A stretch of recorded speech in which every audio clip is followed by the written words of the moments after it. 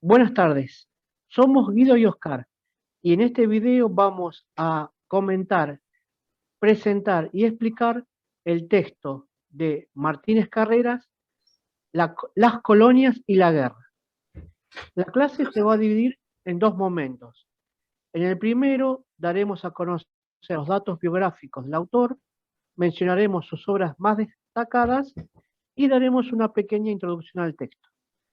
En el segundo momento, Guido explicará y detallará el nudo central y los conceptos más importantes abordados por el autor.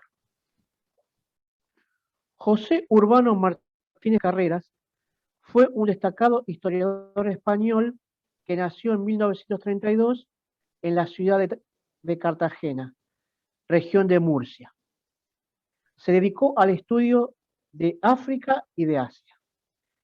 Se graduó en 1962 en la Universidad Complutense de Madrid, de la cual fue profesor emérito en la materia Historia Contemporánea y alcanzó otros niveles de reconocimiento internacional.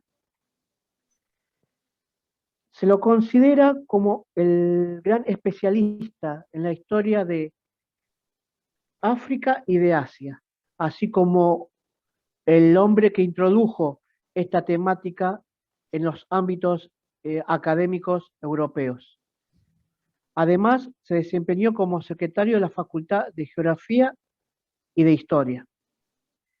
Arduo investigador, ejerció la docencia en las universidades de Londres y de Guam. A lo largo de su carrera escribió más de 60 artículos, ponencias y dictó un gran número de conferencias y de cursos en establecimientos académicos reconocidos. Fue presidente de la Asociación Africanista Española desde 1991 hasta 2003, fecha en la que muere de forma repentina a los 71 años de edad. Murió en Madrid, profesor. Entre sus obras más importantes podemos destacar África Joven, Introducción a Historia Contemporánea, Historia de la Descolonización, las independencias de Asia y África, El mundo árabe e Israel, el problema en Oriente en el siglo XX, Historia del colonialismo y la descolonización, el conflicto del Próximo Oriente y los orígenes del problema de Palestina. En el texto que vamos a abordar, el profesor Martínez Carrera nos va a describir cómo fue el proceso de las colonias, en qué situación se encontraban al momento de la Primera Guerra Mundial, y que este hecho bélico produjo consecuencias tanto a niveles internos como externos. También hay que recordar que existía un predominio de 200 millones de europeos sobre más de 700 millones de afroasiáticos al momento de la Primera Guerra Mundial. A continuación, Guido y los conceptos más importantes del texto. Bien, muchas gracias Oscar por esa introducción bibliográfica. Ahora lo que nosotros nos vamos a centrar es en el Tratado de Versalles, como una introducción a lo que hablará Martínez Carreras posteriormente. Recordemos que entre los años 1914 y 1918, el continente europeo, y en África y en Oceanía, había un conflicto mundial, conocido como la Gran Guerra en ese entonces, en el cual estaban las potencias aliadas conformadas por Gran Bretaña, Francia y Rusia, que posteriormente ingresará los Estados Unidos. En el bando contrario estaba la Triple Entente, conformada por el Imperio Otomano, el Imperio Alemán y el Imperio Austrohúngaro. Las potencias aliadas se llevan la victoria, en el cual en el año 1919 se firma el Tratado de Versalles recién, mientras en la ciudad de Francia.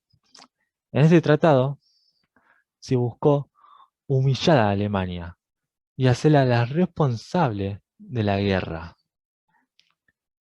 Entre los varios puntos del Tratado de Versalles se destaca la reducción del ejército alemán a 100.000 hombres. Se le prohibió a Alemania la fabricación de armamento bélico y además una suma elevada de pagos como reparaciones de guerra, en la cual Alemania recién terminará de pagarlas en el año 2010.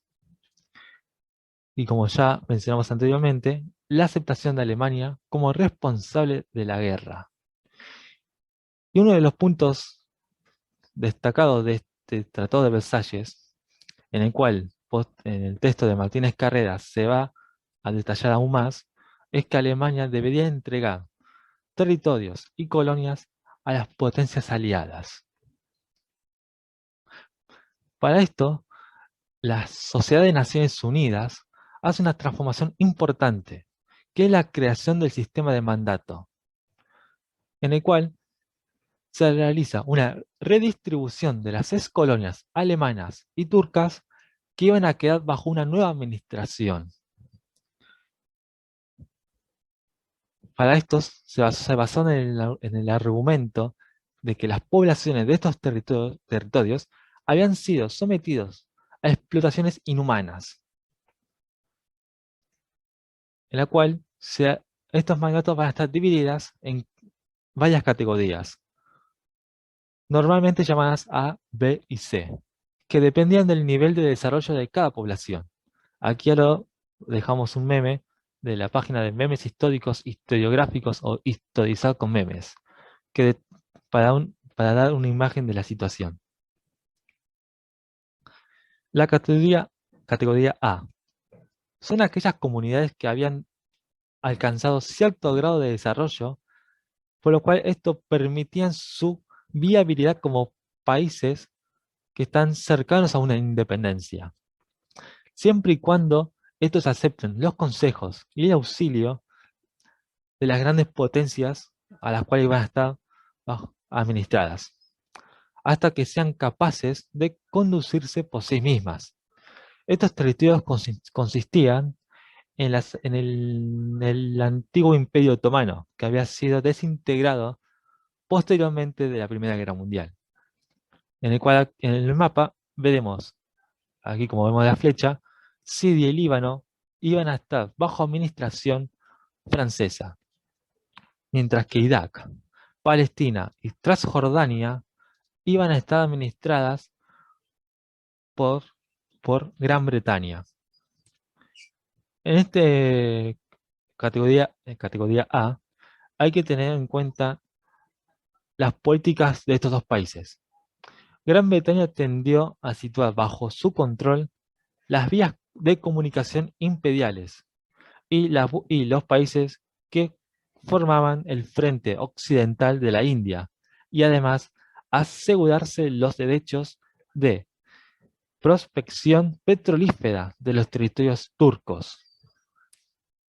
Además, adoptó su liberalismo político a la preservación de sus intereses económicos y las concepciones políticas en favor de la independencia árabe estuvieron siempre unidas a las garantías en el aspecto económico. Es decir, Gran Bretaña le cedía la independencia a estos países siempre y cuando se les favorezca en el aspecto económico.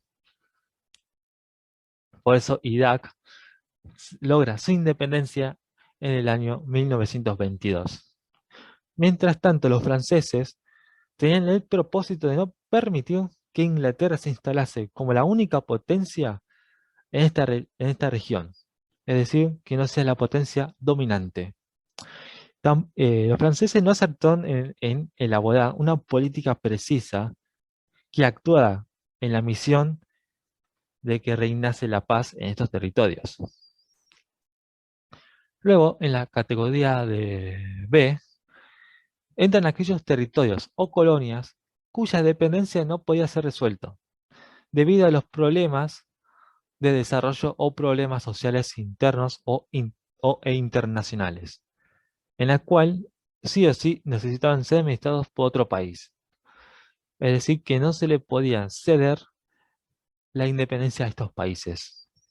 En esta categoría entran las excolonias africanas de Alemania, en la cual Camerún y Togo, que están ubicados aquí en el occidente africano, iban a estar bajo dominación francesa, mientras que una parte de Camerún, la del noroeste y Togo del oeste, iban a estar bajo administración de Gran Bretaña, al igual que Tanganica, mientras que Burundi y Burundi iban a estar bajo administración belga. Luego, la última categoría, la C, eran aquellos territorios o colonias que debido a su densidad poblacional y lejanía con los centros de estas grandes potencias aliadas, es decir, estos centros civilizatorios, entre comillas, debían ser administradas como parte integrante de la metrópolis colonial. Es decir, que estas colonias van a formar parte de las colonias de las potencias aliadas. Acá corresponden los territorios alemanes en África y Oceanía. Volviendo al mapa anterior, la África sudoriental, sudoeste, va a pasar a formar parte de la Unión Sudafricana, lo que actualmente se conoce como Sudáfrica. Luego, los territorios del Pacífico del norte, que está conformado por los archipiélagos de las Carolinas, las Marianas, Palaos y Marshall, iban a estar bajo administración japonés. En este punto vemos que Japón ya se lo considera un imperio importante, debido a que Japón tuvo un gran desarrollo económico, militar y político en tan poco tiempo. Y va a pasar a formar parte de la geopolítica del momento. Recordemos que Japón actuó en el bando de los aliados, atacando a las colonias alemanas. Luego están los territorios del Pacífico Sur, en el cual están conformados por Guinea, la Nueva Guinea Oriental y Nauru, que van a estar bajo administración australiana. Y luego Samoa iba a estar bajo la administración de Nueva Zelanda. Básicamente, el texto de Martínez Carrera nos detalla cómo fue la nueva redistribución de estas ex colonias y ex provincias alemanas y turcas, respectivamente, tras finalizar la Primera Guerra Mundial. Y sin más que decir, muchas gracias por su atención y espero que hayan entendido la explicación. Muchas gracias.